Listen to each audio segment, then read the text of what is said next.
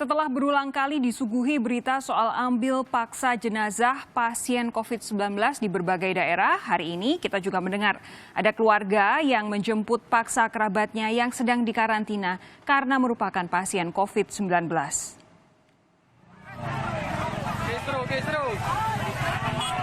Upaya penjemputan paksa pasien COVID-19 terjadi di Pasuruan, Jawa Timur. Pasien yang sedang menjalani karantina di puskesmas dijemput paksa oleh rekan dan keluarganya. Massa bersikeras dan meyakini pasien bebas dari virus corona dan tidak perlu menjalani karantina. Warga juga menolak pasien dirawat oleh tim gugus tugas COVID-19 Pasuruan. Sempat ada provokasi terdengar, namun kondisi bisa segera terkendali sehingga kericuhan tidak berlanjut. Sesampai di puskesmas, itu diberikan penjelasan terkait dengan pasien tersebut, bahwa pasien tersebut adalah isolasi mandiri, beberapa hari yang lalu telah diambil swab, dan hasil swabnya sudah keluar.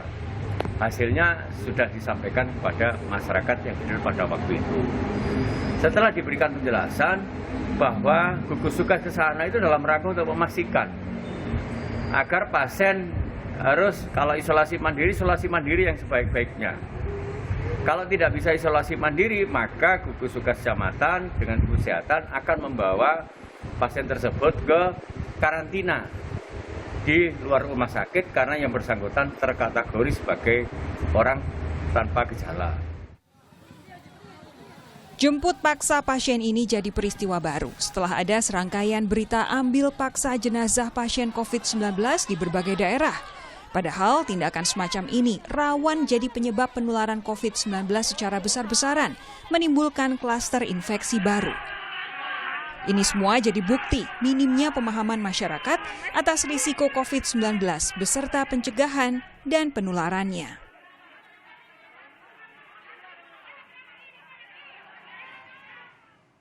Ambil paksa jenazah atau pasien COVID-19 sedikit banyak menunjukkan ada pemahaman yang tidak tepat atas risiko dan penularan COVID-19 sehingga membuat warga bertindak nekat. Namun kecenderungan ini tidak hanya terkait dengan mereka yang jadi pasien atau sudah terindikasi terinfeksi COVID-19. Imbauan untuk tidak berkerumun demi menghindari penularan COVID-19 nyatanya banyak diabaikan di berbagai wilayah. Awalnya banyak yang berpendapat bahwa komunikasi soal bahaya dan penularan COVID-19 tidak sampai ke warga di berbagai pelosok tanah air karena minimnya ekspos terhadap informasi yang memadai. Atau ketika ada yang menyebut pelanggaran terhadap protokol kesehatan lebih karena situasi mendesak, seperti warga yang harus bertransaksi di pasar tradisional karena berkaitan dengan mata pencaharian mereka. Sulitnya jaga jarak ketika berada di pasar membuat potensi penularan makin tinggi. Tetapi toh tidak ada pilihan.